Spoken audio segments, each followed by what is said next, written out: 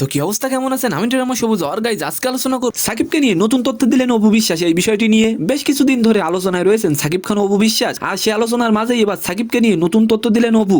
সংবাদ মাধ্যমকে অপু জানান সাকিব বাংলাদেশের সুপারস্টার, ওকে নিয়ে নতুন করে কিছু বলার নেই। আমি সবসময় চেয়েছি নায়ক ছাড়া ওর ব্যবসায়ী পরিচয় হোক। অপু আরো বলেন সাকিব বর্তমানে রিমার্ক ও হারলাইন কোম্পানির পরিচালক, আর আমি এই প্রতিষ্ঠানের সাথে অনেক আগে যুক্ত হয়েছি।